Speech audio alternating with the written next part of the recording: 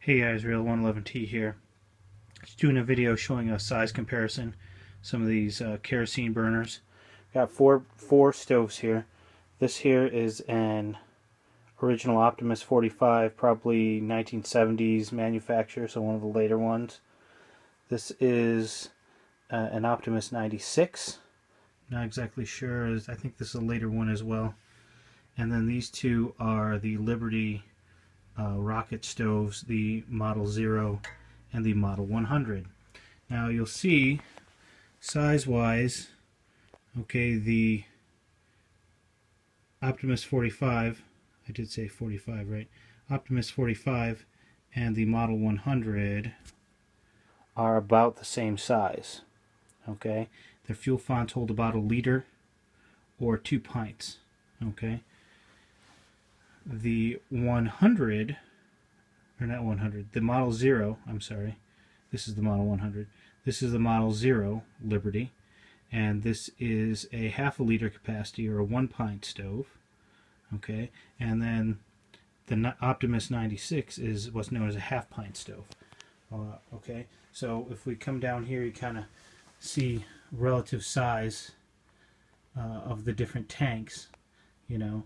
And one thing to point out about these two, okay, is that this burner and this burner are essentially identical, okay, which means that the power output will be pretty much identical between them, okay. The difference between these two stoves essentially is the size of the fuel tank, which, you know, if you think about a more modern stove like a, you know, a Whisperlight or a Nova, you know, you can change what size the tank is.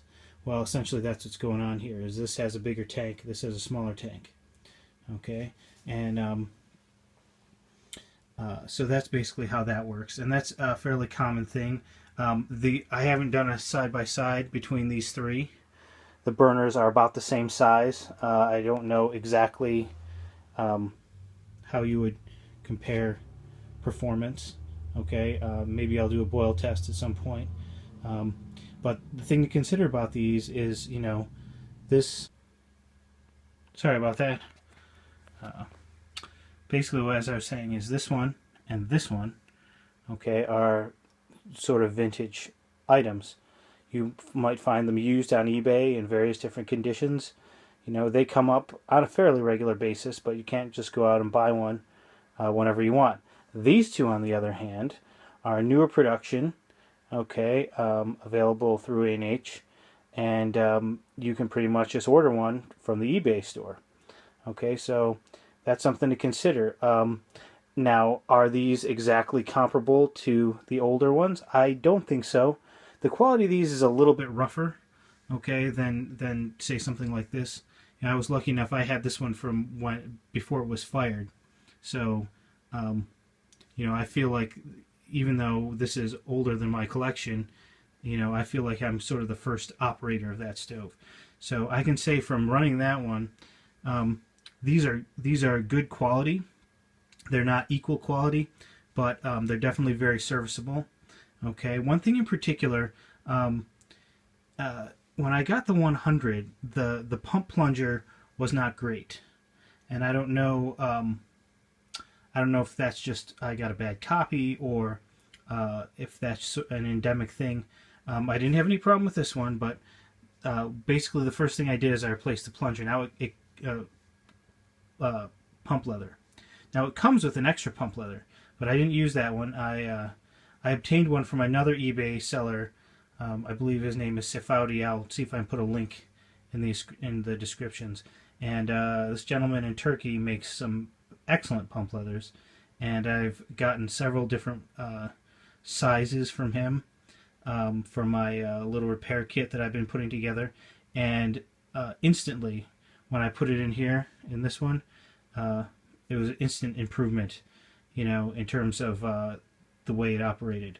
And I would say at this point these two perform just about equally. They're both definitely a very functional tool.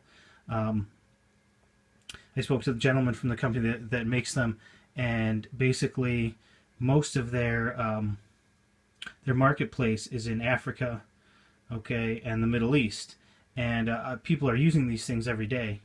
So, you know, if there wasn't quality there, it would not be, the company wouldn't be around for very long. But you know, these are the best sort of second generation, sort of like clones of these things that I've seen. Is the ones made by this company.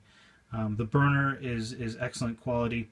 The only other issue I had, and that is with this one, the Model Zero, is I noticed when I tighten down the travel cap, it doesn't hold the fuel completely fuel tight.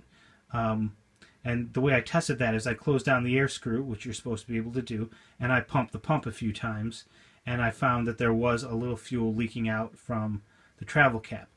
So I think this is not necessarily any problem with the stove operating, okay? And I had recommended in a past video to store it, when you store it in your preps, to store it empty, okay? But what this would cause an issue with is it would cause an issue trying to